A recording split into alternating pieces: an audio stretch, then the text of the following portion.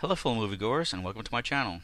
This video is an experiment and hopefully the first of many movie reviews yet to come. But before we get going, I'd like to say a few things.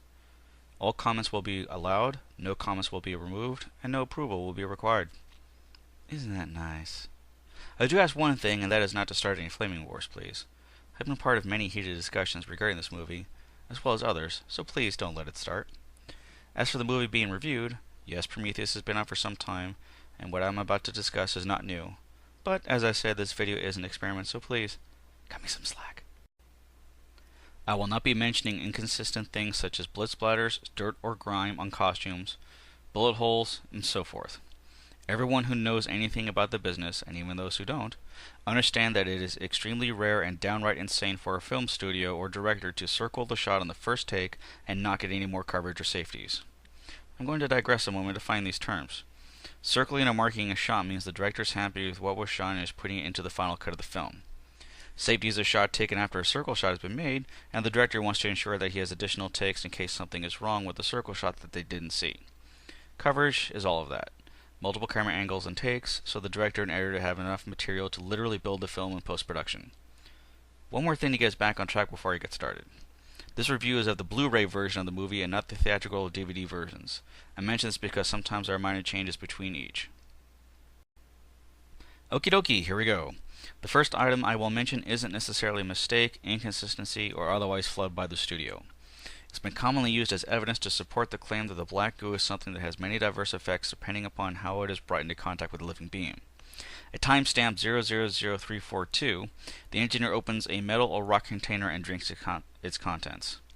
If you look closely, it is not the black goo. It is similar in shape and size to that of fish eggs, while being relatively clear and colored like glass marbles. The visible colors are red and blue. If it's supposed to be the black goo, then both the cinematographer and the gaffer didn't light and shoot the shot properly. The next item at timecode 001508 is about the crew getting its mission. The geologist describes himself as someone who's there simply to make money. If you change the profession from geologist to soldier, he would be labeled a mercenary. He would have to be seriously desperate for money to fly light years across the galaxy in suspended animation without getting paid and not knowing what the job is.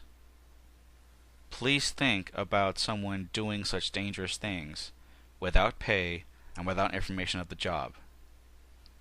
You have to ask yourself, does this make any sense? If you said no, you'd be right. The third item is at timecode 001822. The scene describing the civilizations that were supposedly separated by centuries and had no contact with each other. This is historically inaccurate and can easily be proven so with a 5-minute Google search.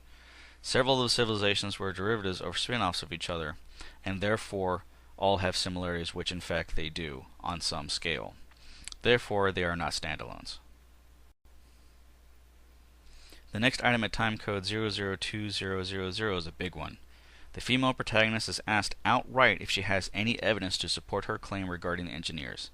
She responds with, and I quote, "It's what I choose to believe." Her statement speaks to the profound idiocy of the mission and the laziness of the writers. The whole thing is based upon cave drawings without any corresponding information to support her claim. Her entire hypothesis is completely fabricated, thus making it a plot hole and plot device. This next item at timecode 002100 can be argued either way with regards to being incorrect or not. Vickers says that she takes all steps to minimize risk, yet she has a male-only emergency surgery machine on the ship. Some say it's because of Whalen sleeping in the back of the ship, but if Vickers wanted to minimize risk, why didn't she find or make one that would be universal for herself or any other females on the mission? Should she be seriously injured, she wouldn't want to be able to use it herself. It's not consistent with the character and therefore poor writing and character development. Timecode 002350 is our next item, and is one of two things. Either it's a mistake by the actor and nobody caught it, or it was an actual mistake by any and all scientific advisors. This is with regards to the comment about CO2 and its lethal level. The female actor says that the CO2 level on the planet is 3%, and that everyone needs to be in a suit or die relatively quickly. According to the Center for Disease Control, 3% is not a lethal amount. At 3%, a person would feel similar effects of being intoxicated. Lethal levels of CO2 occur at above 7%. If this was a mistake by the actor and actually meant to say CO levels are at 3%, CO being carbon monoxide, not carbon dioxide, then she would be correct. Alright folks, here's one of the biggest arguments that this movie has ever created. The geologist and the maps. Timecode 003200. If you look up the description of a geologist and what such a person does, they study the Earth or planet that they are on. They try to understand these processes enough in order to avoid building important structures in areas where they might be damaged by nature. If a geologist can prepare maps of areas that have flooded in the past, they can prepare maps of areas that might be flooded in the future. The know and the confidence hammered in when he first releases the scanners of pups, as he calls them. They fly about for a short period of time. Someone asks about where they should be going, and the geologist says, and again I quote, "The pups are saying this way." There it is. He had access to a map that he made, thus making him getting lost a major plot hole, plot device, and completely inconsistent with everything that's been going on in the movie and the character.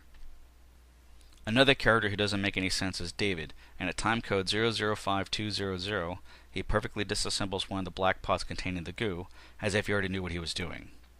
We did not see him examine it, we did not see him take any samples, we did not see him do anything scientific with it whatsoever. He opened it, put goo in his fingertip, and left. David had no logic, information, or other form of guidance for the steps he takes to know how to open the cylinder, or what was in the cylinder, or what it could possibly do.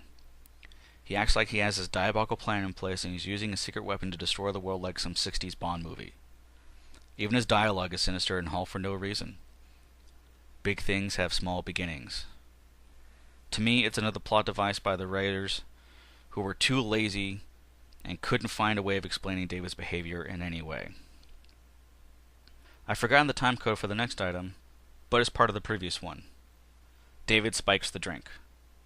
More steps that David is taking to what end, nobody knows. There is even more sinister dialogue for no reason.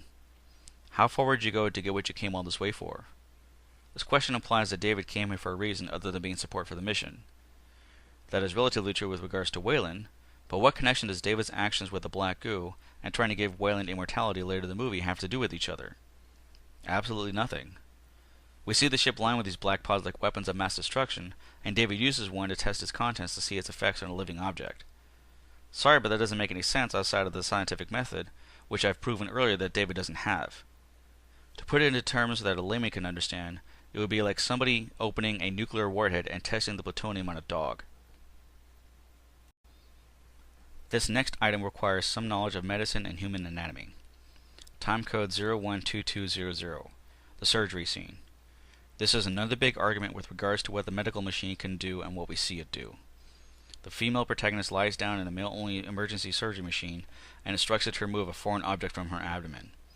She receives a total of 2 hand-administered painkillers, a sprayed surface anesthetic, laser incision into her abdominal cavity, thus severing several inches of blood vessels, veins, and muscle tissue, removal of said foreign object, and then metal staples. Afterwards, she climbs out of the machine and runs around the ship as if nothing happened. Or just about. She does have some abdominal pain, but nowhere near as much as she should. No internal repair to the muscle tissue or circulatory system is conducted. Not only are the muscles in the abdomen required for spinal stability, but she would have bled to death or die from internal injuries to her organs from bouncing around so much. And since this was a machine designed specifically for males, it would have removed not only the egg, but also her entire female reproductive system. Considering that it shouldn't be in a male body, it would be considered a foreign object. To sum up this entire issue, the machine would have completely eviscerated her and left her sprawled on the table, bleeding all over the floor. At timecode 015000, what could be considered the facehugger in this movie, is many times larger than the original size without any food source or other form of organic material consumption whatsoever. Unless oxygen, nitrogen, hydrogen, CO2, or CO, depending upon the argument earlier, or any other form of trace gases in the atmosphere were able to give the creature enough sustenance to multiply in size so quickly, there is no reason for this to have happened. Another plot device, poor writing, take your pick. At timecode 015219, after being told by the suit's computer that the suit only has 30 seconds of air left, the female protagonist puts the suit back on without replenishing the air supply and then proceeds to run around the surface of the planet for several minutes. Sometimes something like this happens in the movie lack of X material or damage or whatever that was a problem in a previous scene is replaced, repaired, or solved by the protagonist, but the shot or shots don't make it to the final cut. Sometimes because of time issues, pacing, mistakes that can't get fixed, whatever, these kinds of things happen. If it was planned, problem. If not, where's the extra scene? And there it is, moviegoers, my first movie review, even though the movie is relatively old with regards to its original release date. A handful of things could have easily been changed if somebody was paying attention, but not necessarily life-threatening, with one or two major items that show major plot holes in the story structure and plausibility of the events in the film. I didn't mention the inconsistencies with regards to where the engineer dies and has the chest burster come out, the name of the planet, and so on, because with the way the movie ended, it's assuming it's getting a sequel. That in itself is kind of arrogant, but ultimately unimportant. Hope you liked the video and hope you learned something about good story structure and what makes a good movie. Thanks for watching.